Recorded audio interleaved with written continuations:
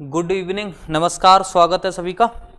चलेगा तो पहले वर्तनी के शब्द लिख लो, फिर हम लोग आगे चलते हैं। ठीक है,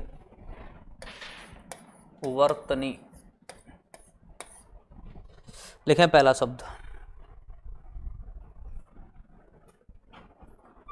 एलईडी लिखो। पहला लिखें कालिदास। कालिदास, कालिदास। फिर लिखेंगे पत्नी। पत्नी सही से लिखो ना, अभाव हो जाएगा, नहीं गलत लिखो। फिर लिखो अगला कवित्री। कवित्री, कवित्री, कवित्री। फिर लिखो जिजीविषा। जिजीविषा, जिजीविषा, जिजीविषा। अगला लिखेंगे सहस्त्रदीपोद्यान। सहस्त्रदीपोद्यान, सहस्त्रदीपोद्यान। अगला लिखेंगे श्रीमान। श्रीमान। अगला लिखो कंटकाकीर्ण। कंटकाकीर्ण, कंटकाकीर्ण। अगला लिखेंगे हर्षोल्लास। हर्षोल्लास, हर्षोल्लास। कितने हो गए? अगला लिखो ऊषा। ऊषा। अगला लिखेंगे नवरात्रि। नवरात्रि। हो गए 10? चलेगा। बताएं क्या है पहला? कालिदास।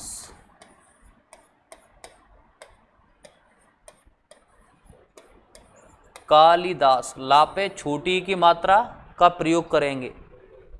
दूसरा बताओ पत्नी। ऐसे लिखा है या ऐसे लिखा है? छोटी की मात्रा लगाइए, बड़ी की लगाई है? छोटी। तेरा गड़बड़ भविष्य लग रहा है। बड़ी की है मात्रा, पत्नी। अगला क्या है? कवित्री। कवयित्री। कवयित्री। जिजीविषा। जिजीविषा, अनेक शब्दों का एक शब्द, जीने की इच्छा, उसे कहते हैं जिजीविषा। अगला क्या है? सहस्र दीपोद्यान। अब जरा इसको समझ लो ढंग से। इसमें याद रखना, ये हम लोग जो अभी तक लिखते आ रहे थे कि सा के साथ में त्रा का प्रयोग करते हैं। कहाँ पे? इस जगह पे।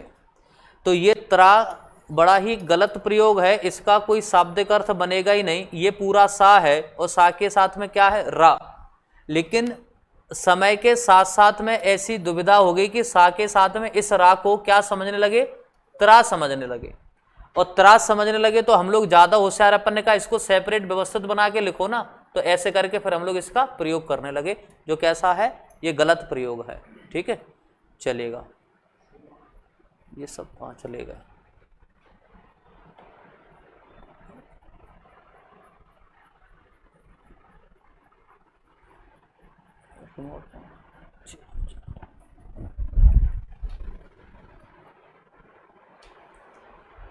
एक मिनट रुको ना।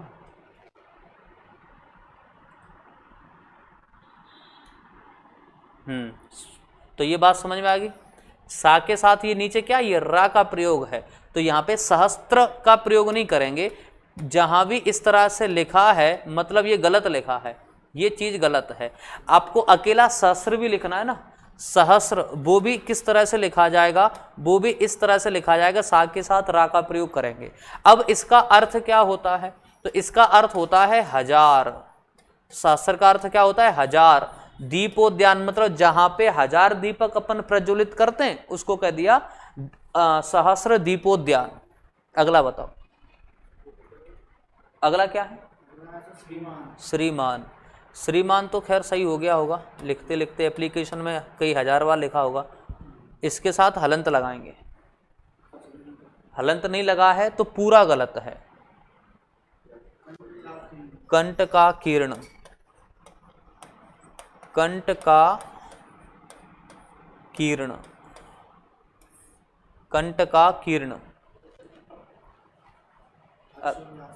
हर्षोल्लास भी सही हो जाएगा, हर्षोल्लास।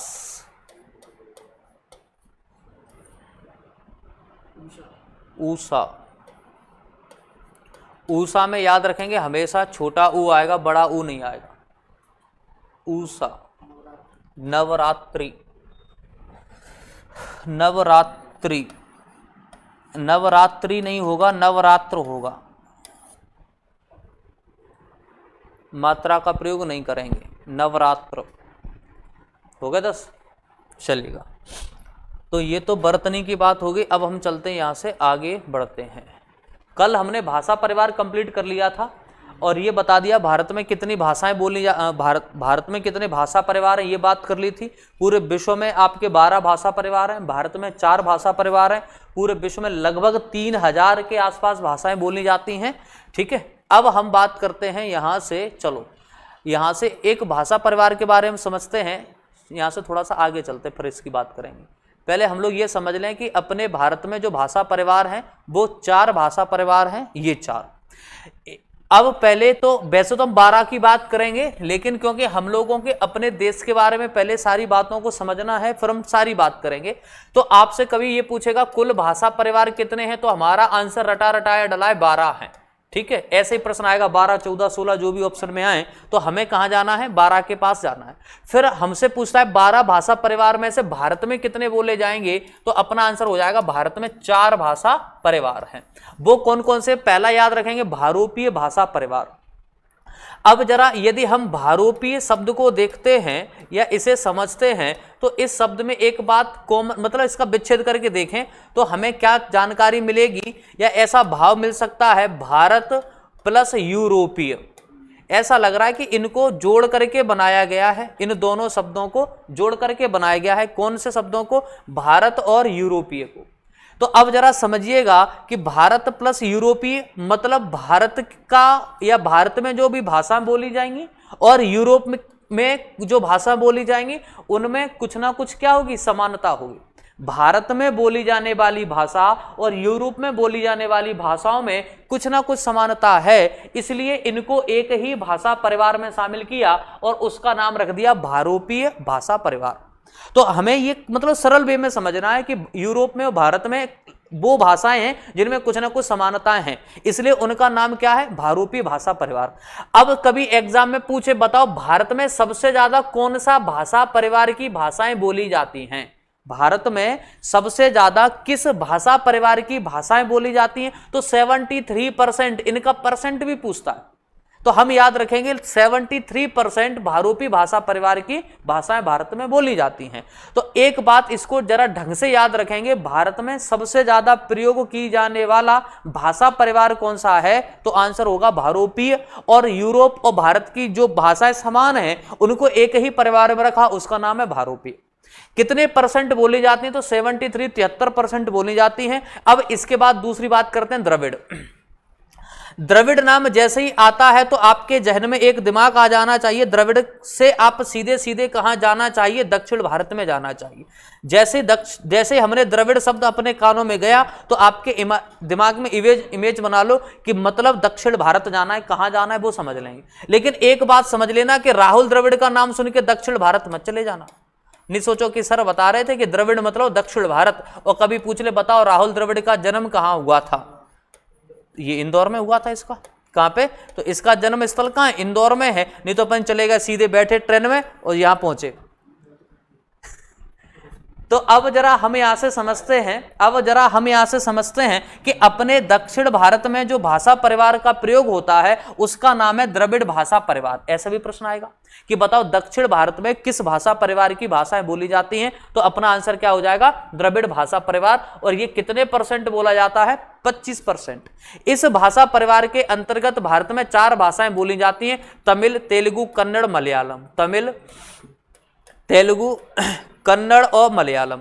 तमिल, तेलुगु, कन्नड़, मलयालम, ये 4 भाषाएं, मलयालम, ये 4 भाषाएं जो हैं यहां पर बोली जाती हैं। इनके नाम हमको यहां से याद रखना है, ठीक है?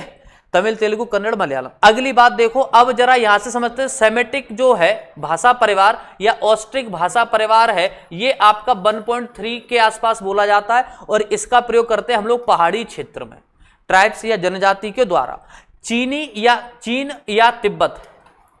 या तिब्बत भाषा परिवार, ये आपके चीन के पड़ोसी भारतीय राज्यों में इन भाषा परिवार का प्रयोग किया जाता है। जैसे आपका क्या नाम है, जैसे सिक्किम हो गया, अरुणाचल प्रदेश के आसपास का क्षेत्र हो गया, जिनकी सीमा चीन और तिब्बत के आसपास या पड़ोसी राज्य में है, तो वहां पे हम लोग प्रयोग करते हैं इस भाषा परिवार का, और मात्र ना के बराबर 0.7। तो एग्जाम में प्रश्न किस तरह से सेट हो सकते हैं उनको एक बार समझ लेते हैं कि बताओ विश्व में कितने भाषा परिवार? आपने बता दिए 12 हैं। भारत में कितने बोले जाते हैं? तो बताएंगे 4 बोले जाते हैं। उन 4 में सबसे ज्यादा कौन सा बोला जाता है? भारोपीय, 73% बोला जाता है। दक्षिण भारत में कौन सा भाषा परिवार का प्रयोग करते हैं? तो बताएंगे द्रविड़ भाषा परिवार का, जो कुल कितने % में है? 25% में। तो ये तो बात अपने भाषा परिवार की है। फिर हम अभी थोड़ी देर बाद 12 भाषा परिवार की बात करेंगे। अब ये समझते हैं कि ये जो भारोपीय भाषा परिवार है ये बना कैसे होगा। देखो, द्रविड़ भाषा परिवार की जितनी भी भाषा हैं उनकी मूल उत्पत्ति आज उसकी भाषा में आज भी संस्कृत के शब्द हैं। तमिल, तेलुगु, कन्नड़, मलयालम में आप देखेंगे तमाम ऐसे शब्द बिल्कुल संस्कृत के वे ही हैं, एज इट इज, ठीक है? अपनी हिंदी में भी हैं। इनको हम लोग क्या कहते हैं? तत्सम कहते हैं। भाई संस्कृत के जो शब्द हिंदी में प्रयोग किए जाते हैं वो कौन से शब्द कहलाते हैं? तत्सम शब्द कहलाते हैं, ठीक है? लेकिन अब हम देखेंगे कि अपनी भारोपी भाषा परिवार का विकास कुछ अलग क्रम में हुआ था। वो क्रम क्या है, जरा वहां पे चलते हैं पीछे। अब जरा यहां से समझते हैं, ये एक मैप है अपने पास में, और यहां से थोड़ी सी कहानी समझते हैं इतिहास को लेकर के। यदि हम लोग थोड़ा सा एंशिएंट हिस्ट्री के समय की बात करें तो हम लोग पढ़ते हैं कि बताइएगा कि भारत में आर्य कहां से आए थे?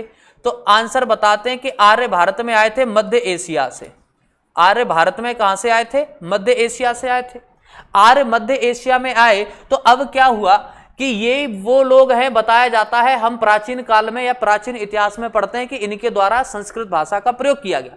तो ये यहां से मध्य एशिया से निकले तो कई लोग थे, इनकी एक शाखा चली गई यूरोप के, जर्मनी के क्षेत्र में, और यहीं से एक शाखा निकली, ठीक है? यहीं से एक शाखा निकली और वो कहां पहुंचेगी? ये ईरान के बेल्ट में आएंगे। इनको अभी ईरान ले चलते हैं अपन, अभी पहले ऊपर वालों की खत्म कर देते हैं, ठीक है? तो एक शाखा इनकी निकली, वो कहां पहुंची?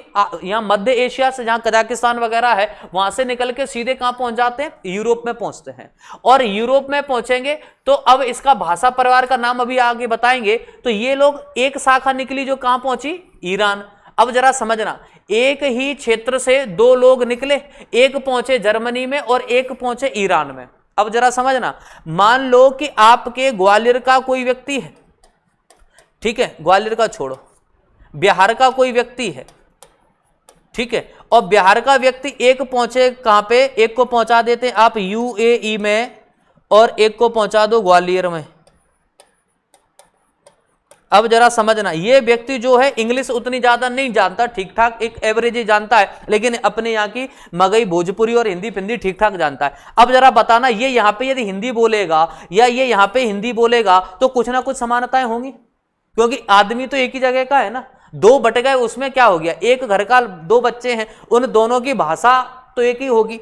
ऐसे ही माना बिहार का एक यूएई पहुंच गया, एक ग्वालियर पहुंच गया, लेकिन इन दोनों की भाषा शब्द तो वही रहेंगे। एक यहां से निकला यूरोप के जर्मनी में पहुंचा, यही बातें यही शब्द यहां जाके बोलेगा, और एक यहां से निकला जो ईरान में पहुंचा, भाषा वगैरह सब वही रहेगी, लेकिन ये डायरेक्ट एक ही बार में अपने डेस्टिनेशन पे पहुंच गए, जहां इनको पहुंचना था वहां पहुंचे, लेकिन ये कहीं और जा रहे थे, बीच में ईरान में कई दिनों तक रुके रहे, कई दिनों मतलब काफी समय तक रुके रहे, तो इन्होंने क्या किया, ईरान की कई सारी चीजें सीख ली।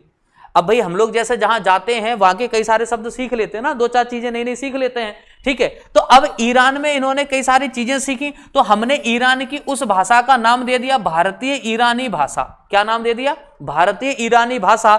या ऐसा भी कह सकते हैं कि इस भारतीय भाषा को भारत में आर्यों ने बोला था, तो इसका नाम किया जाएगा भारतीय आर्य भाषा या भारतीय ईरानी भाषा। अब यहां से निकले और ये कहां पहुंचते हैं, आपके पंजाब का पुराना नाम है सप्त सेंधो प्रदेश। एग्जाम में कई बार प्रश्न आता है कि आर्य भारत में कहां से आए थे, तो आप बताते मध्य एशिया से आए थे, और आर्य भारत में सबसे पहले कहां पहुंचे थे, सप्त सेंधो प्रदेश में पहुंचे थे। और सप्त सेंधो प्रदेश आज कहां मिलेगा, पंजाब में, क्योंकि पहले पंजाब नहीं होता था, पहले पंजाब को हम सप्त सेंधो प्रदेश कहते थे, क्यों, 7 नदियां बहती हैं, पंजाब को पंजाब इसलिए कहते हैं 5 नदियां बहती हैं, ठीक है। अब वो पाकिस्तान वाला हिस्सा बट गया तो वो अलग अलग डिवाइडेशन वाली बात हो गई।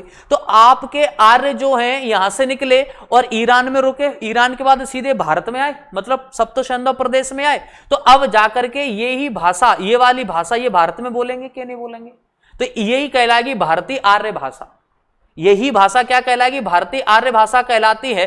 अब इसके बाद में जरा समझना, अब यही भाषा आपके भारत में बोली जाएगी और यही भाषा यूरोप में बोली जाएगी, तो इन दोनों में कई सारी बातें कॉमन होंगी कि नहीं होंगी। इसीलिए इस पूरे भाषा परिवार का नाम क्या रखा जाएगा, भारोपीय भाषा परिवार। अब पूछे कि बताएं कि ये भारोपीय भाषा परिवार कैसे बनी, तो हमको एक बिल्कुल सीक्वेंस में एक छोटी सी सरल बात याद रखना है कि आर्य जो थे वो मध्य एशिया से निकले और ये इनकी 2 शाखाएं अलग अलग बट गई, एक यूरोप में चली गई और एक ईरान में चली गई। ईरान जो जर्मनी, यूरोप के जर्मनी में गए वो वहीं की वहीं रहे, ये फिर इधर उधर कहीं नहीं गए। लेकिन जो आर्य यहां से निकले ईरान वाले वो कहां आ गए, आपके भारत में आ गए, सप्त सेंधो प्रदेश में। अब इन दोनों की जो भाषाएं कॉमन थी या कुछ समानताएं थी भाषा में, तो उनके भाषा परिवार का एक नया नाम दे दिया जिसका नाम है भारोपीय भाषा परिवार। कभी पूछे ईरानियों आर्यों के द्वारा जो भारत में भाषा बोली गई उसको हम क्या कहते हैं, तो भारतीय आर्य भाषा या ईरानी भाषा कहते हैं। तो ये आपको ऐसा याद रखना है कि इस तरह से आपकी भारोपीय भाषा परिवार बना था, ठीक है। तो ये तो हमने इसलिए बता दिया क्योंकि अभी हम लोग यहां पे बात कर रहे थे कि आपके भारोपीय भाषा परिवार के बारे में, तो अब आपका एक कंसेप्ट बिल्कुल क्लियर हो जाना चाहिए, ये भारोपीय भाषा परिवार कैसे बना, ठीक है। तो आप इसमें बस याद रखेंगे ये आर्य के द्वारा प्रयोग में लाई गई थी। इसके बाद द्रविड़ बता दिया, दक्षिण भारत में बोली जाती है। इसके बाद सोमेटिक कॉस्टिक देख लिया आपने, आप देखेंगे चीनी तिब्बत देख लो। अब देखो हेमेटिक, अब ये यहां से 5वें नंबर से जितनी भी भाषाएं होंगी वो कहीं ना कहीं वहां की, यानी कि जहां पे बोली जाती हैं वहां की ट्राइब्स या जनजाति के नाम के आधार पर हो सकती हैं या किसी प्राकृतिक कारण से हो सकती हैं, ठीक है। अब देखें इसके बाद में अगली भाषा है आग्नेय भाषा, ठीक है। फिर है यूराल, यहां पे क्या यूराल माउंटेन पर्वत पाया जाता है यूरोप के आसपास के बेल्ट में, तो यूराल भाषा परिवार या ऑल्टाइक भाषा परिवार कहते हैं। बाटू एक अफ्रीका की जनजाति है, बाटू अफ्रीका की एक जनजाति है। यहां से आपके साइंस में कभी कभी एक प्रश्न आता है कि ऐसी जनजाति बताएं जो लोहे के बर्तन में शराब पीती, हाँ लोहे के बर्तन में ये अल्कोहल का सेवन करते हैं, शराब का सेवन करते हैं, तो ये है बाटू जनजाति। इनको एक बीमारी हो जाती इसलिए ये पूछता है, क्यों, क्योंकि लोहे के बर्तन में शराब पीने से एक बीमारी होती है, उसका नाम है सिड्रेसिस। हिंदी के साथ साथ बायोलॉजी भी पढ़ लो, ठीक है। इनको एक बीमारी हो जाती, इस बीमारी का नाम है सिड्रेसिस। तो पूछेगा सिड्रेसिस की बीमारी कब होती है, तो शरीर में जब आयरन की अधिकता हो जाती है, शरीर में जब आयरन की अधिकता हो जाती है तब बीमारी होती है, कौन सी, सिड्रेसिस। और ये अधिकता कैसे होगी, मात्रा बढ़ेगी कैसे, क्योंकि ये लोहे के कण उससे एल्कोहल से घुल घुल के कहां जा रहे हैं, शरीर में जा रहे हैं। तो कौन सी बीमारी, सिड्रेसिस। एक और सुनी होगी बीमारी एनीमिया, ये कैसे होती है, क्या कहानी है, तो बताएं, आयरन की कमी, आयरन की कमी से जो रोग होता है वो है एनीमिया, और अधिकता से जो रोग होता है वो है सिड्रेसिस। तो दोनों एक दूसरे के विपरीत हैं, विलोम हैं, हम आसानी से याद रखेंगे। तो ये बाटू जनजाति की कलाकारी है, इस रोग से ये पीड़ित होते और कोई नहीं होते। इसलिए आप देखते हैं ज्यादातर लोग कांच के गिलास में या स्टील, भाई थोड़ी सी स्थिति गड़बड़ है तो डिस्पोजल ले आओ और क्या करें, ठीक है। बाद बाकी कहां किस बर्तन में कभी सेवन नहीं करना चाहिए, लोहे के बर्तन में नहीं सेवन करना चाहिए, नहीं तो इस बीमारी से ग्रसित हो जाएंगे। बुशमैन ये एक स्पीसीज है, अमेरिका वगैरह में पाई जाती। बुशमैन एक अमेरिकी रेड, आपने खूब सुना रेड इंडियन वगैरह अमेरिका में पाई जाती। काकेशी भाषा, काकेशी भाषा परिवार, ठीक है। और अंतिम है सुडानी भाषा। तो आप इनके नाम चाहो तो याद रख लो, नहीं कोई इतना इंपॉर्टेंट नहीं है, आप तो बस संख्या याद रखेंगे कितने हैं, लेकिन नाम कौन से याद रखना है, ये चारों नाम याद रखना है। ये पेपर में बेशक नहीं आए लेकिन आपको याद रखना है। क्यों? क्योंकि ये आपके भारत के भाषा परिवार हैं, इसलिए महत्वपूर्ण है। तो पूरे दुनिया में लगभग 3000 के आसपास भाषाओं का प्रयोग करेंगे। दूसरी बात याद रखोगे कि इन 3000 को कितने भाषा परिवार में, 12 भाषा परिवारों में बांटा। इनमें से भारत में कितने बोले जाएंगे, 4, ठीक है। ये बात आपको यहां से याद रखना है। अब यहां से चलते हैं थोड़ा सा आगे, मतलब आपको भाषा और भाषा के प्रकार और उसके बाद लिपि और लिपि के बाद भाषा परिवार, ये सारी चीजें क्लियर है, ठीक है। तो अब यहां से चलते हैं भारोपी भाषा परिवार के बारे में। आपको जैसे मैंने बताया अभी कि भारत और यूरोप के क्षेत्र में बोली जाने वाली कोई एक ऐसी भाषा थी जिनमें आपस में समानता थी, ठीक है। तो आपको ये डेफिनेशन वैसे याद नहीं रखना, लेकिन एक कंसेप्ट बनाना है कि भाषा परिवार जो मैंने बता दिया, वे भाषाएं जिनमें कुछ ना कुछ समानताएं हैं, उनको हम एक ही परिवार में रखेंगे। तो ये सारी बातें लिखी है कि भारत और यूरोप के अलग अलग क्षेत्रों में बोली जाएंगी, लेकिन उनमें कुछ ना कुछ समानता है। अब एक बात याद रख लेते हैं, जैसे अंग्रेजी है, फ्रेंच है। एक मैंने उदाहरण बताया था आपका अंग्रेजी और रशियन भाषा का, एक शब्द लिखा था लिटरेचर और लिटरेट्यूर, वो इंग्लिश का था लिटरेचर और रशियन या रूसी का था लिटरेट्यूर। तो ये सभी वे भाषाएं हैं जिनमें कहीं ना कहीं कई सारी चीजें कॉमन है या कुछ समानताएं हैं। तो इनको हमने एक नाम दे दिया भारोपीय भाषा परिवार। क्या नाम दे दिया? भारोपीय भाषा परिवार, ठीक है। अगली बात देखो, भारोपी भाषा परिवार की वे भाषाएं जो भारत में बोली जाती हैं उनको अभी बताया था क्या कहते हैं, भारतीय आर्य भाषा। या यहां पे कभी कभी हो सकता है एक नाम और दे देगा, ईरानी भाषा परिवार। तो एक ही बात है, कोई अंतर नहीं है। लेकिन आप भारतीय आर्य भाषा याद रख लोगे तो ज्यादा समय तक दिमाग में रहेगी। कैसे? कि भारत में आकर के आर्यों ने जो भाषा का प्रयोग किया उसका नाम दे दिया भारतीय आर्य भाषा। अब कभी कभी ईरानी क्यों कह देते हैं? क्योंकि इनके भाषा में कुछ शब्द ईरानी शब्दकोश के भी आ गए या ईरानी भाषा के भी प्रयोग करने लगे, इसलिए इनको नाम एक और दे दिया भारतीय ईरानी आर्य भाषा, ठीक है। ये नाम भी हम यहां से ऐसे याद रख सकते हैं। अगली बात देखो, कभी पूछे भारतीय आर्य भाषाएं कौन कौन सी हैं, तो आप आजकल देश में जितनी भी भाषाओं का प्रयोग करते हैं वो सभी भाषाएं आपकी आर्य भाषा के अंतर्गत आती हैं। तो अपने को कंफ्यूज नहीं होना कि आर्य भाषाएं कौन सी हैं, तो आप याद रख लो कि जो भी आजकल बोलते हैं देश में वो सभी भाषाएं कैसी हैं, आपकी आर्य भाषाएं हैं, ठीक है। जैसे आप चाहे हिंदी बोलो, चाहे संस्कृत बोलो, चाहे गुजराती बोलो, चाहे मराठी बोलो, चाहे कोई सी भी भाषा का प्रयोग करें, वो सब कौन सी हैं? आर्य भाषाएं हैं, ठीक है। लेकिन एक बात जरा देख लेंगे, जैसे कहा गई, जैसे ये सभी भाषाएं मूलतः कहां से बनी है, तो मूलतः कोई भी भाषा है कहां की है? संस्कृत से है। इसलिए संस्कृत को हम लोग एक नाम और दे देते हैं, संस्कृत भाषा को एक नाम और दे देते हैं, आदि भाषा किसे कहते हैं? आदि भाषा किसे कहते हैं? तो आंसर कर देंगे संस्कृत को कहते हैं। आदि भाषा किसको कहते हैं? संस्कृत को कहते हैं। या फिर कभी ऐसा प्रश्न पूछे कि बताइएगा कि भाषा जननी किसको कहते हैं, तब भी हमारा आंसर क्या हो जाएगा? संस्कृत हो जाएगा, इनमें अंतर नहीं है। अब आदि शब्द यदि हमें समझ में नहीं आए तो आदि का समझ लो अर्थ क्या होता है, प्रारंभ, शुरुआत, आदि का अर्थ ये होता है कि आदि मतलब शुरुआत, प्रारंभ, जो भी मतलब शुरू से जो भाषा है वो कौन सी? वो संस्कृत भाषा है। और जिससे सारी भाषाएं बनी हैं तो वो कौन सी भाषा है? वो संस्कृत भाषा। तो ये दो छोटे छोटे टर्म है। आदि भाषा पूछे, भाषा जननी पूछे, तो हमारा आंसर बन जाएगा, क्या बन जाएगा? आंसर हो जाएगा अपना संस्कृत, ठीक है। अब यहां से थोड़ा सा और आगे बढ़ते हैं, आगे चलते हैं। अगला पॉइंट देखते हैं द्रविड़ भाषा परिवार के बारे में। तो द्रविड़ भाषा परिवार अपने देश में लगभग 25% लोगों के द्वारा बोली जाती है। और हो सकता है शायद कह रहा हूं कि इस तरह के प्रश्न आने वाली परीक्षाओं में आए। क्यों आए?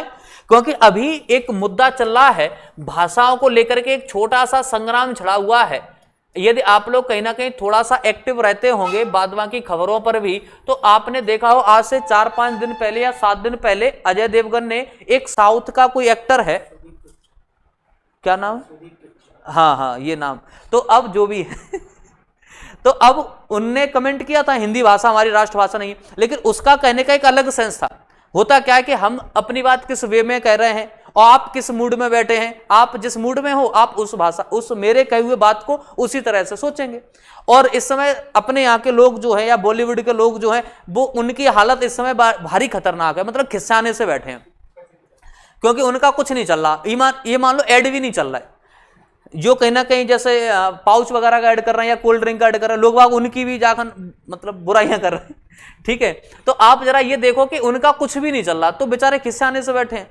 अब ऐसी परिस्थिति में यहाँ पे ये मुद्दा थोड़ा सा भाषा का चल रहा है, और दक्षिण भारत के लोग साफ मना कर देते हैं कि हिंदी से उनको कोई लेना देना नहीं है, लेकिन फिर भी कहीं ना कहीं एक पैन इंडिया, मतलब हम दक्षिण भारत को और उत्तर भारत को जोड़ने की कोशिश कर रहे हैं।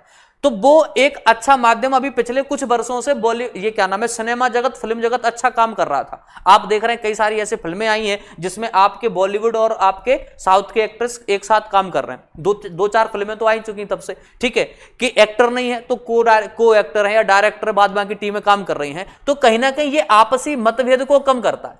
होता क्या है कि हम जिस व्यक्ति के ज्यादा करीब रहते हैं, ज्यादा पास रहते हैं, तो उनसे हमारी दूरियां अपने आप कम हो जाती हैं।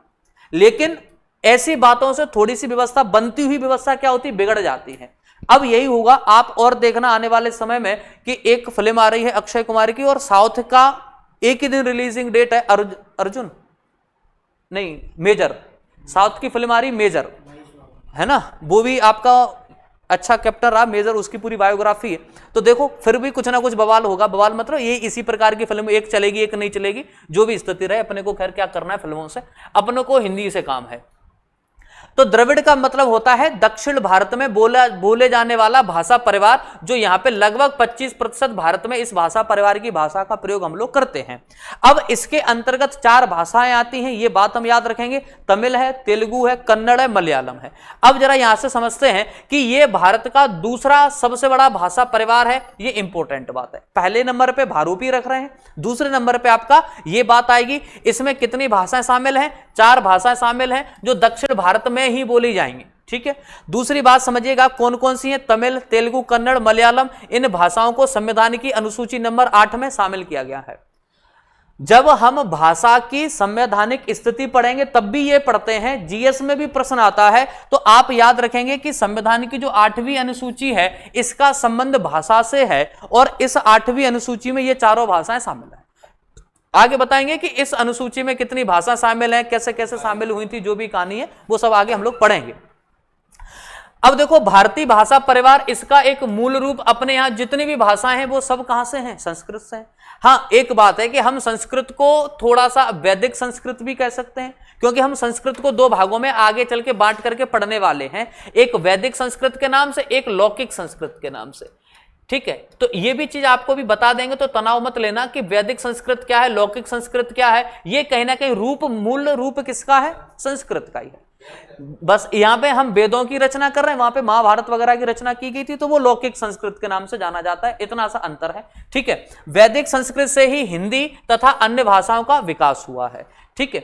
वैदिक संस्कृत से आधुनिक युग तक की भारतीय भाषाओं को हम 4 अवस्था यानी कि 4 स्थिति से होकर के गुजरी थी, हम ये सारी प्रक्रिया अभी समझेंगे। तो हालांकि ये कोई विशेष ऐसी समझने वाली बात नहीं है कि इसको हम लोग कैसे याद रखें, सरल सरल सी बातें हैं। तो इसको आप याद कैसे रखो कि हमारी जो संस्कृत से जो भाषा बनी थी वो कैसे बनी, वो समझते हैं।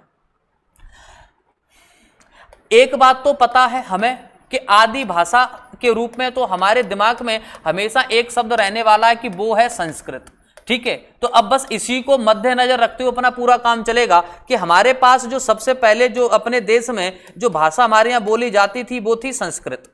लेकिन फिर क्या हुआ कि संस्कृत को हम सबसे पहला रूप देखें वैदिक संस्कृत, और वैदिक संस्कृत क्या है कि जिस समय अपने यहां वेदों का संकलन किया गया, वेदों का संकलन किया गया, अच्छा कई जगह लिखा होता है कि वेदों की रचना की गई, वेदों को लिखा गया, ठीक है, ऐसा कुछ नहीं है।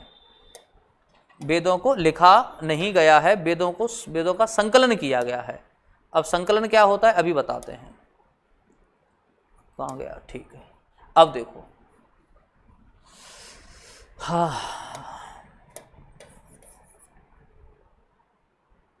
आ जाओ। अब देखो, वेदों के संकलन की यदि बात करते हैं तो वेदों का संकलन किसने किया था? छोड़ो, आप ये बताओ वेद किसने लिखे थे, हम लोग जो अभी तक पढ़ते आए हैं।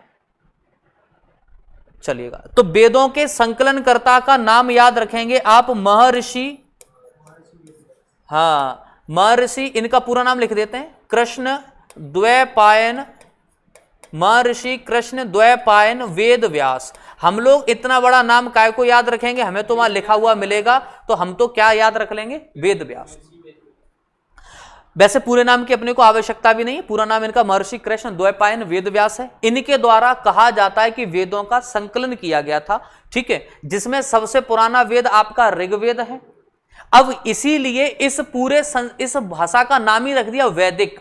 वैदिक का संबंध किससे, वेद से है। यहां पे वेदों का संकलन किया गया, इसलिए इस पूरे भाषा का नाम ही रख दिया वैदिक संस्कृत। मतलब आप इसे कैसे याद रखोगे, यहां पे वेदों का संकलन हुआ था या वेद तैयार किए गए थे। अब इसके बाद थोड़ा सा हम इसमें अपडेशन लाए, थोड़ा सा परिवर्तन लाए और इसका नाम रखा गया लौकिक संस्कृत। देखो अपन लोग कहते हैं हमारे मोबाइल का अपडेट नहीं आया, उसके मोबाइल का अपडेट आ गया, तो ये मोबाइल में थोड़े ना अपडेट आ रहा, आज से कई हजार साल पहले अपडेट आ रहे हैं, तो अपने आप में सुधार बहुत जरूरी है। तो लौकिक संस्कृत जो है, तो यहां पे आप याद रखेंगे, यहां पे रामायण लिखी गई थी और यहां पे महाभारत लिखी गई थी, महाभारत।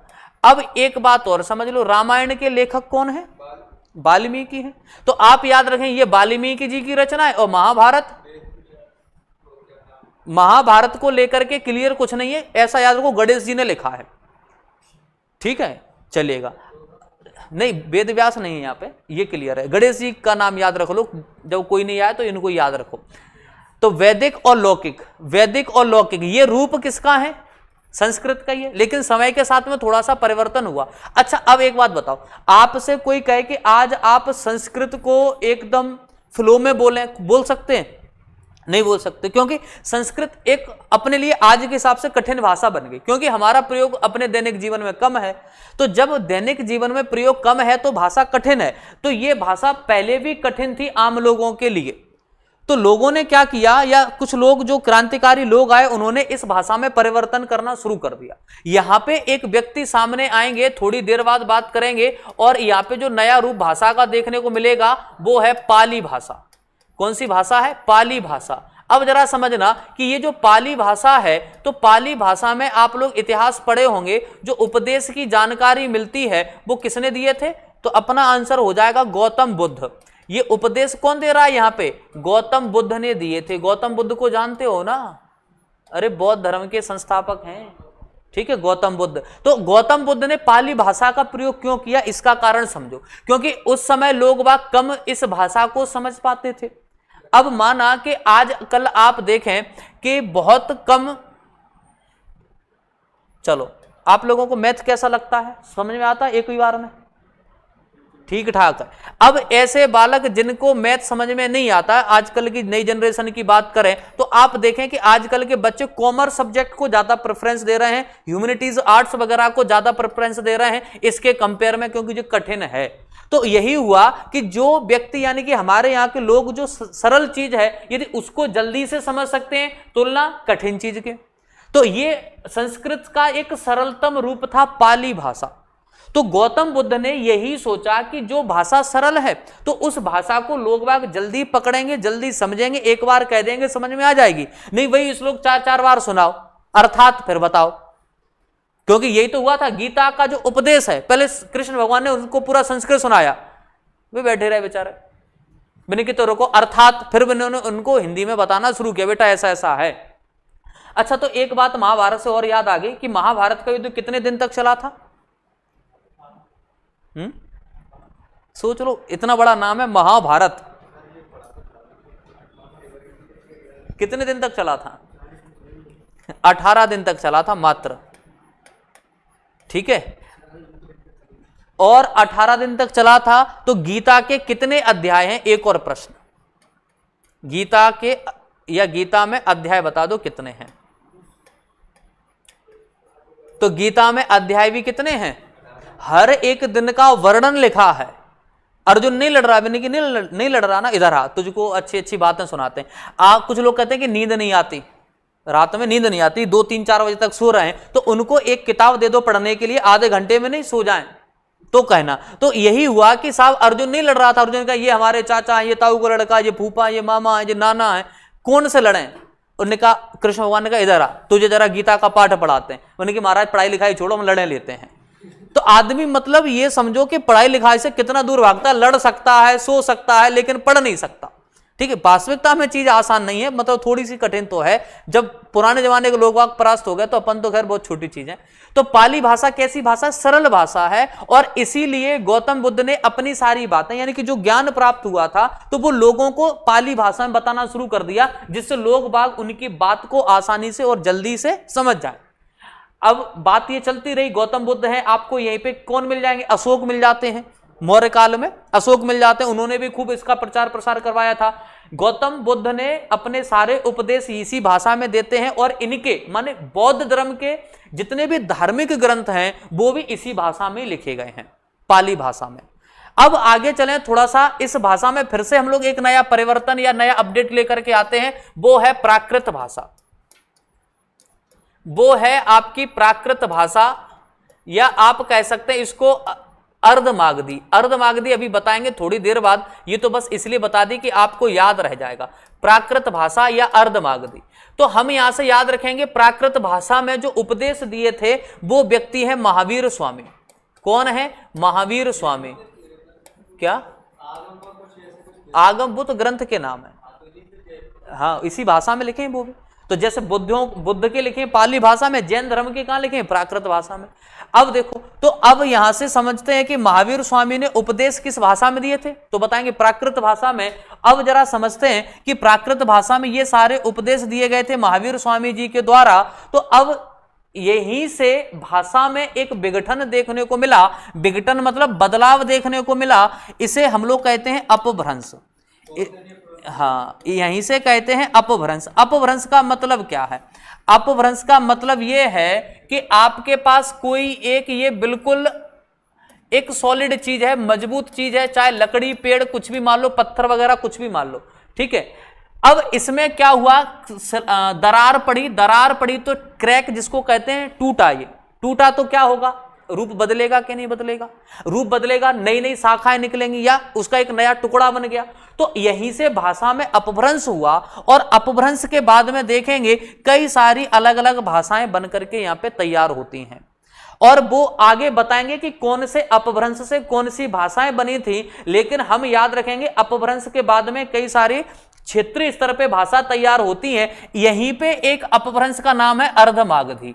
यहीं पे एक अपभ्रंश का नाम है अर्धमागधी। जैसे अपभ्रंश के कुछ के नाम लिखे हैं आपको याद रखने के लिए, जैसे सौर सैनी, अभी हालांकि आगे समझेंगे इसको हम लोग। फिर मागधी अपभ्रंश, और फिर पढ़ते हैं अर्धमागधी, फिर पढ़ते हैं हम लोग अर्धमागधी अपभ्रंश। तो ये सभी वो अपभ्रंश हैं जहां से कई सारी अलग अलग भाषाएं बनती हैं, पनपती हैं। और कभी, अब इसके बाद देखेंगे, इसके बाद अपभ्रंश के बाद डायरेक्ट बात करें तो यहां पे एक भाषा का रूप देखने को मिलता है जिसे हम लोग कहते हैं अवहट्ट।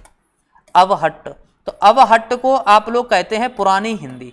अवहट्ट को कहते हैं हम लोग क्या? पुरानी हिंदी। तो कभी एग्जाम में आ जाए, बताओ पुरानी हिंदी किसे कहते हैं? ऑप्शन में क्या देगा? अवहट्ट देगा, अपभ्रंश देगा, इनमें से कोई दे सकता है। तो अपने को तो ऑप्शन में एक ही चीज को ढूंढना है, आपकी नजरें कहां रुकना है? अवहट्ट पे जाके रुकना है। बाद बाकी ऑप्शन पे हमें चकाचौंध नहीं होना। तो आपसे कभी पूछे कि बताओ पुरानी हिंदी को कहते हैं, तो आंसर कर देंगे पुरानी हिंदी को कहते हैं अवहट्ट। अब अवहट्ट के बाद में ये है आज की आपकी नई हिंदी, ये है आज की हमारी वर्तमान की हिंदी। तो अब जरा ये बात यहां से याद रख लो कि ये पूरा एक क्रमिक विकास हो गया अपना। कहां से? संस्कृत से शुरू किए और धीरे धीरे करके कहां तक आ गए? हिंदी तक आ गए। ठीक है, अब इतनी बात हमको यहां तक समझ में आ गई। अब एक प्रश्न और आता है, कभी कभी ऐसा पूछता है, आजकल तो पूछता है। क्यों पूछता है? आजकल वो सीधे प्रश्न आते ही नहीं है। जमाना चला गया 2015-16 तक का, इतना मतलब सरल स्तर हुआ करता था कि आज आपको पेपर करा दें तो आज ही सिलेक्शन है। पुराने पेपर देखना, 2016 तक के पेपर देखना, उसके बाद से स्थिति थोड़ी सी बदली है। 2016 तक आप पेपर देखेंगे तो आपको लगेगा कि हां पेपर में कुछ था ही नहीं। आज के पेपर देख लो, होश नहीं आए देख के 2-4 दिन। साइंस का देख लोगे तो वास्तव में होश नहीं आएगा। सही बात है, ये पता नहीं जाने कहां से क्या ढूंढ के लाते हैं। तो 2016 तक बड़े सरल सरल सवाल थे। प्रश्न आता था कि हिंदी की मूल उत्पत्ति कहां से हुई है? दुनिया पढ़ रही संस्कृत से हुई है। पहला ही भाषा में सबसे पहले यही पढ़ते हैं। अब पूछेगा कि हिंदी की उत्पत्ति मानी जाती है, ऑप्शन ए संस्कृत। अपने को ध्यान है कि सर ने पढ़ाया था, लगा दो। जैसे ही अपन ने ऑप्शन ए संस्कृत लगाया सब कुछ तबाह हो जाएगा। एक नंबर से, एक क्वेश्चन से आप लगाओगे हिंदी की उत्पत्ति कहां से हुई है? अपभ्रंश से हुई है। कहां से हुई है? अपभ्रंश से हुई है। क्योंकि अपभ्रंश के बाद ये जो बदलाव हुआ और पुरानी हिंदी, आप अवहट्ट को कहेंगे लेकिन हम हिंदी की मूल उत्पत्ति कहां से मानते हैं? क्योंकि ये भी तो हिंदी ही तो है, ये पुरानी हिंदी तो क्या है तो हिंदी। तो हिंदी की उत्पत्ति कहां से मानेंगे? अपभ्रंश से मानी जाती है। जब ये नहीं होंगे तो अपना आंसर फिर लगेगा संस्कृत। तो ये इस पॉइंट को जरा समझना कि अपभ्रंश से हिंदी की भी उत्पत्ति मानी जाती है। क्योंकि अब देखना, यहां से चलें तो ये जो क्रमिक देखेंगे तो हिंदी तो इसी के बाद है ना। हिंदी का नाम किसके बाद आ रहा है? अपभ्रंश के बाद हिंदी का नाम आ रहा है। तो हिंदी तो हम यही मानेंगे कि अपभ्रंश से बनी है। हालांकि ये सही बात है, मूल उत्पत्ति जो है वो इसी से है। क्योंकि इतना घूम फिर के अंततः कहां पहुंच रहा है? जड़ क्या है? जड़ तो संस्कृत है। लेकिन हिंदी की उत्पत्ति कहां से हो रही है? आपकी अपभ्रंश से हो रही है। ये सीधी सीधी बात अपने को एक सरल तरीके से हमें याद रखनी है। एग्जाम में खूब प्रश्न बन सकते हैं, ठीक है। ये प्रश्न ज्यादा बनते हैं आपके एसआई के एग्जाम में। अगली बात देखो, आगे चलते हैं। तो ये मैंने आपको सब बता दिया। वैदिक संस्कृत हो गया, लौकिक हो गया, पाली प्राकृत हो गया। कुछ मत बनाओ, बना बनाए मिल जाएगा, रेडीमेड का जमाना चल रहा है, ठीक है। आगे आ जाओ। हिंदी भाषा की आदि जननी कौन सी है? संस्कृत भाषा है, ठीक है। अब देखो, अब जरा हम बात कर लेते हैं समय के हिसाब से, थोड़ी थोड़ी जो अभी समझाई थी उनको जरा देखें क्या क्या नोट्स में आपको मिलेगा। तो वैदिक संस्कृत का समय हम याद रखेंगे 1500 से 800 ईसा पूर्व, ठीक है। अच्छा, ईसा पूर्व में तो कोई दिक्कत नहीं आती होगी। ईसा पूर्व में यहाँ पे गिनती उल्टी चलेगी। और एक बात याद रखना, ईसा मसीह के जन्म के पहले की घटना है सारी। ईसा मसीह के जन्म के पहले की घटना है। ईसा मसीह के जन्म के पहले की घटना है, ठीक है। जन्म के पहले की घटना है, पहले को हिंदी में पूर्व कहते हैं। इसलिए क्या लिखा होगा? ईसा पूर्व, और गिनती होंगी उल्टी। और ईसवी का मतलब हो गया ईसा मसीह के जन्म के बाद की घटना है। आज चल रहा है अपना कौन सा साल? 2022 ही तो है, हाँ। तो 2022 की बात करेंगे तो ईसा मसीह को जन्म लिए कितने साल हो गए? इतने साल हो गए। पहली सदी में उनका जन्म हुआ था, तो आज देखेंगे 2022 साल हो गए। और आपसे कोई कहे कि आपका क्या नाम है, वो युद्ध हुआ था ये वाला अशोक का कलिंग युद्ध, कब हुआ था? 261 में, 261 ईसा पूर्व में, इसी में हुआ था 261 में। अशोक का युद्ध हुआ था 261 ईसा पूर्व में। मतलब ईसा मसीह के जन्म के कितने साल पहले? 261 साल पहले। लोग वह कहते हैं कि हमारे कल्चर को फॉलो करो। अरे भाई साहब, हमें समझ में नहीं आती, तुमसे पहले हम लड़ रहे थे अपने जमीन विस्तार के लिए, युद्ध विस्तार के, लोगों के नरसंहार कर दिए। अशोक ने तो खेल कर दिया, यहाँ पे कत्लेआम मचा दिया था। लोग वह कह रहे हमें फॉलो करो। अरे तुमको, जब तुम कुछ नहीं थे तब हम बहुत कुछ थे। देखो अशोक का यदि आप इतिहास पढ़ेंगे तो अशोक ने तो उस समय, आप पढ़े ही होंगे बल्कि इतिहास उस समय का, तो इसके पहले तो भारत में कई लोग आए थे, लूटपाट करके चले गए। सिकंदर काय के लिए आया था, ठीक है। तमाम लोग आते हैं, तो ठीक है, जो भी स्थिति है, लेकिन आपको बस ये समझना है कि ईसवी और ईसा पूर्व का क्या कंसेप्ट है। अब देखो, अब चलते हैं यहां से थोड़ी सी बात करें कि अपनी जो वैदिक संस्कृत, हमें याद रखना इनका जो समय है वो अपना कौन सा है? 1500 से 800 ईसा पूर्व के बीच में। यहाँ की गिनती उल्टी चलेगी, ठीक है। अब देखो, इस समय कौन की रचना हो रही है? तो बताएंगे वेदों की रचना हुई थी, ठीक है। और वेदों की रचनाकर्ता का नाम आपने याद रख लिया, संकलनकर्ता का नाम याद रखा, महर्षि वेद व्यास, ठीक है। अब देखो, इस समय मूलतः जो वेद लिखा गया था या संकलित किया गया था उसका नाम है ऋग्वेद, इसलिए यह सबसे पुराना वेद माना जाता है, ठीक है। और ऋग्वेद भारतीय आर्य भाषा का प्राचीनतम रूप है। उदाहरण के तौर पर याद रखो, लौकिक में आप याद रखेंगे महाभारत और रामायण की रचना हुई थी, अभी आपको समझा दिया था। इसके बाद हिंदी भाषा की उत्पत्ति अभी आपको बता दी, वो सबसे बढ़िया था। पाली देखो, पाली का समय है 500 याद रखेंगे, मतलब 500 इस तरफ और 500 उस तरफ। ईसा मसीह के जन्म के 500 साल पहले और ईसा मसीह के जन्म के 500 साल बाद तक लगभग 1000 साल का समय है। ये भाषा का अपना ट्रेंड रहा था। ये पाली गलत लिखा है पहली, हाँ, क्योंकि ये यदि ऐसा लिख देंगे तो ये एक डिस्ट्रिक्ट बन जाएगी, एक जिला बन जाएगा, और ये जिला राजस्थान में मिलेगा। पाली जिला है एक राजस्थान में, तो ये बनेगा अपना पाली। तो पूछे बताओ गौतम बुद्ध ने उपदेश दिए थे किस भाषा में? तो बता दें पाली में दिए थे। बौद्ध धर्म के जितने ज्यादातर धार्मिक ग्रंथ लिखे गए वो भी पाली भाषा में लिखे गए, ठीक है। इनके बाद जैन धर्म का प्रचार प्रसार होता है, महावीर स्वामी करते हैं। कौन सी भाषा में करेंगे? ये करेंगे प्राकृत भाषा में, ठीक है। तो अभी बताया था कि प्राकृत भाषा में महावीर स्वामी आते हैं, लोगों को समझा रहे हैं क्या करना चाहिए क्या नहीं करना चाहिए। अपभ्रंश, अपभ्रंश मतलब परिवर्तन कर दिया। कई सारी नई नई भाषाएं बन के सामने आती हैं, जिसमें कई सारे अपभ्रंश के नाम याद रखेंगे। सौरसैनी है, मागधी है, अर्धमागधी है, ठीक है, खस है, बराचड़ है, आगे बात करेंगे इनके बारे में। तो ये सभी नाम इसके लिखे हुए हैं, ठीक है। तो ये सभी भाषाओं की हम लोग सबकी चर्चा करेंगे, कौन कौन सी भाषाएं कैसे बनी थी, क्या कहानी है। अब इसमें आगे देखो, मागधी की बात करेंगे। चलो यहां से सुनी लो। जैसे आप बात करें सौरसैनी, सौरसैनी में खड़ी बोली का प्रयोग करते हैं। अभी बताएंगे ये कैसे बनी थी। ब्रज भाषा मतलब अपनी जो भाषा है वो भी यहीं आती है, हरियाणवी, क्योंकि खड़ी बोली में जितनी भी आएंगी ना वो सब सौरसैनी में आएंगी। कहाँ आएंगी? सौरसैनी में आएंगी। बुंदेली है, कन्नौजी है, गुजराती है, ये सभी सौरसैनी में आती है। मागधी, अच्छा मागधी याद रखेंगे मगध से। मागधी कैसे याद रखोगे? मगध, और मगध था बिहार का बेल्ट, बिहार का और कुछ हिस्सा उत्तर प्रदेश का, ठीक है। तो आप याद रखो मगही, ये तो बिहार की लोकल लैंग्वेज है। मगही बिहार की लोकल लैंग्वेज है। भोजपुरी यूपी और बिहार में बोली जाएगी, दोनों आसपास के क्षेत्र है। मिथिला मैथिली भाषा बोलेंगे, ठीक है। बिहारी तो बिहारी बोलेंगे। बंगाली क्योंकि पड़ोसी हैं उसी बेल्ट के। उड़िया माने उसी क्षेत्र के आसपास के हैं। असमिया, ठीक है, ये सभी कहाँ आते हैं? मागधी में आते हैं। उसके बाद बात करें, आपसे पूछेगा जैसे अपभ्रंश है पैसाची। पैसाची से वो पिशाच, भूत पिशाच वाला नहीं समझना। ये लहंदा और कश्मीरी, ये आपको लिपि में शायद एक नाम आया होगा, शारदा लिपि में, कल शायद पढ़े होंगे। शारदा लिपि में लहंदा, ये कश्मीर के बेल्ट में मतलब पंजाब और कश्मीरी बेल्ट में हमें सबसे ज्यादा देखने को मिलता है। तो के याद रख सकते हैं, या आप इसको पैसाची याद रखो। ब्राचड़, ब्राचड़ मिलेगा, सिंधी भाषा बनी थी इस अपभ्रंश से, ठीक है। खस से आपकी, खस अपभ्रंश से बनती है आपकी, क्या नाम है, पंजाबी बन जाएगी। खस से कौन सी बन रही है? गढ़वाली, कुमाऊनी, और महाराष्ट्री से मराठी, और टक्क से ये। अब ये सब हटाओ, आपको जरा समझने वाली बात है वो समझ लो, वो ज्यादा क्लियर हो जाएगी। तो पढ़ाई लिखाई वाली बात है। अब देखो जरा,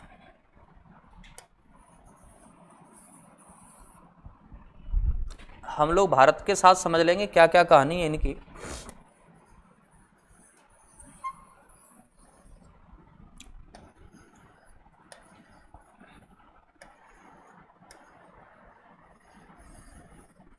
जे मान लेते हैं आज का ही है अपना तो पूरा क्षेत्र, ये पुराना वाला हिसाब किताब है।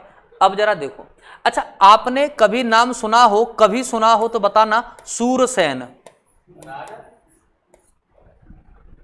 सूरसेन एक राजा का नाम है। कौन से राजा हैं?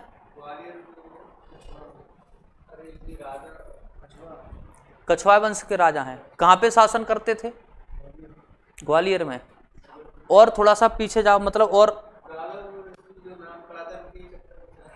देखो, सूरसेन एक राजवंश है, एक राजा है सूरसेन, वो अलग है। एक सूरसेन राजवंश है, और इनका जो राज्य क्षेत्र रहा वो रहा था मोस्ट ऑफ क्षेत्र, जिसे आजकल आप लोग कहते हैं मथुरा, जिसे आजकल हम लोग क्या कहते हैं? मथुरा कहते हैं। क्या नाम था इसका? कंस। कंस इन्हीं का वंशज है, इसी बेल्ट का आदमी है, ठीक है। अब जरा देखें, जैसे बात करें यहां से, मान लो थोड़ी देर के लिए ये मथुरा है, ठीक है, और मथुरा के आसपास का जो साम्राज्य है वो सूरसेन वंशज के लोगों का साम्राज्य है। तो यहां पे जितनी भी भाषाएं बोली जाएंगी उनका नाम रखा जाएगा सौरसेनी अपभ्रंश। क्यों? क्योंकि ये पूरा बेल्ट जो था, कौन से लोगों का बेल्ट था? सूरसेन वंश के लोगों का बेल्ट था। तो यहां पे जो नाम रखा जाएगा वो क्या नाम रखा जाएगा? सौरसेनी। तो अब आपको एक दिमाग में बिल्कुल सरल बात याद रखनी है कि सौरसेनी जो अपभ्रंश हुआ, इसके पहले यहां पे भाषा थी प्राकृत।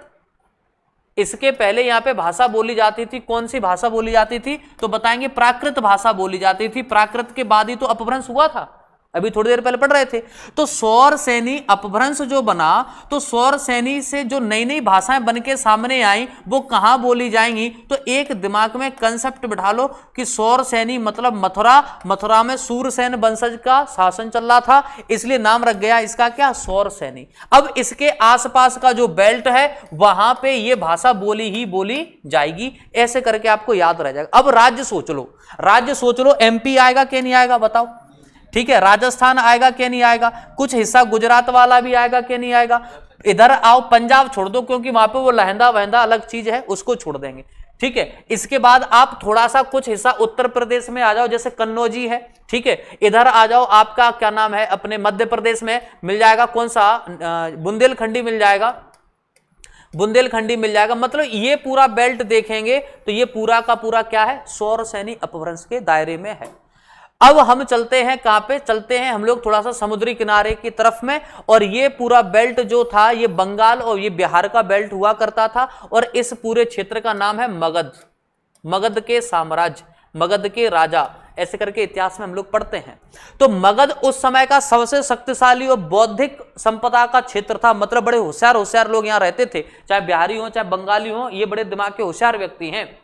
तो मगध में अब जरा समझते हैं कि मगध से जो अपभ्रंश हुआ, मगध क्षेत्र में जो भाषा का अपभ्रंश हुआ उसका नाम रख दिया मागधी, उसका नाम क्या रख दिया, मगध से मागधी। अब देखेंगे कि यहाँ के आसपास के सभी क्षेत्र जो हैं वो इसी भाषा के दायरे में आएंगे। अब भाषा समझ लो, राज्य समझ लो, जैसे ये उड़ीसा का बेल्ट हो गया आपका, ठीक है, ये बंगाल का बेल्ट हो जाएगा, ठीक है, बिहार का बेल्ट है, कुछ हिस्सा उत्तर प्रदेश आएगा, उत्तर प्रदेश का आएगा क्योंकि पड़ोसी हैं इसलिए, ठीक है। तो आप इस तरह से याद रखेंगे कि मगध क्षेत्र में जो प्राकृत भाषा से अपभ्रंश हुआ था, उस अपभ्रंश का या नई जो भाषा बनी थी उसका नाम क्या है, मागधी। इसमें फिर कई सारी क्षेत्रीय भाषा आएंगी, हम लोग अभी बात करेंगे। अब इसके बीच में एक बात और समझ लो कि बीच में एक क्षेत्र और फंस रहा है, ये वाला हिस्सा जो बीच में, अब ये जो भाग छूट रहा है बीच में, अब यहां से हम लोग थोड़ा सा अंदर चलें, इस बेल्ट से अंदर चलते हैं, तो ये मगध था, यानी कि अपभ्रंश बना मागधी, और जो ये वाला हिस्सा बच रहा है इसका नाम रखा जाएगा फिर आगे चल करके अर्ध मागधी। इसका अर्ध अर्धमागधी क्यों, क्योंकि ये मगध का कुछ आधा भाग था, अर्धमागधी, ये आपके मगध का कुछ आधा हिस्सा था। तो इसमें वो भाषा आ जाएंगी जो कुछ हिस्सा इनके पड़ोसी राज्य में बोली जाएंगी, जैसे आप बताओगे भोजपुरी, ठीक है, इस तरह की सारी भाषा यहां पे प्रयोग करेंगे, ठीक है। अब देखो इसके बाद में तो जितनी भी जो अपभ्रंश की भाषाएं हैं वो आपकी उत्तर भारत में बोली जाएंगी, दक्षिण भारत में नहीं बोली जाएंगी, क्योंकि दक्षिण भारत की अपनी खुद की अपनी 4 भाषाएं हैं, वो उनके साथ ही काम चलाएंगे, उनको अब किसी की जरूरत नहीं है। आपसे पूछता है, बताइएगा, जैसे आपने कहा तमिल, तेलुगु, कन्नड़ और मलयालम, तो आप देखेंगे कि तमिल का प्रयोग कहां करते हैं, तमिल का तमिलनाडु में, और तेलुगु का आंध्र प्रदेश में। तेलुगु से याद रखो श्री रामुलु पोट्टी, यदि पढ़े होंगे तो, अनशन कर रहे थे बेचारे, मर गए थे, ठीक है, तब तेलंगाना बनाया गया था, मतलब तब नहीं अब बनाया गया था, मर तो वो बहुत पहले गए थे। तो हाँ, तो आप आंध्र प्रदेश में याद रख लेंगे, आंध्रा में आप याद रखेंगे तेलुगु बोली जाएगी, और यहां पे याद रख लेंगे आपका तमिल में, तमिलनाडु में तमिल बोली जाएगी, केरला में मलयालम, और कर्नाटका में कन्नड़।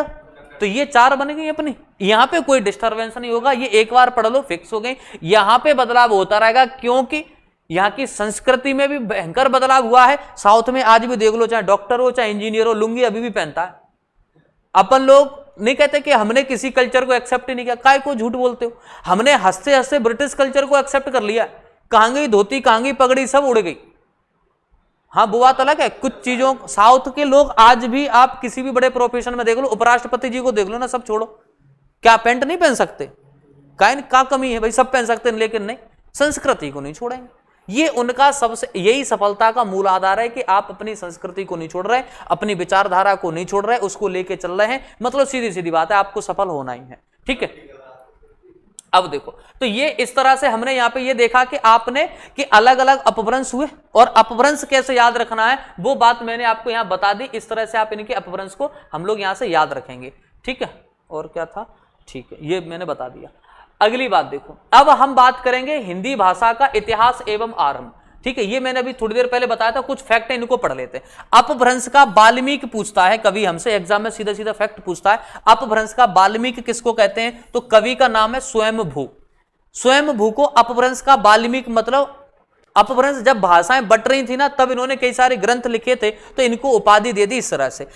प्राचीन हिंदी से क्या हम अर्थ समझें? तो आप बताएंगे अपभ्रंश, अपभ्रंश या अवहट्ट, क्योंकि अपभ्रंश से ही तो हम कौन सी बना रहे थे? अवहट्ट बना रहे थे। अवहट्ट को चाहे पुरानी हिंदी कह दो और चाहे प्राचीन हिंदी कह दो, एक ही बात है।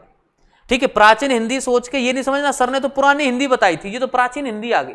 प्राचीन पुरानी पर्यायवाची, कोई दिक्कत नहीं है। ठीक है, अगली बात देखो।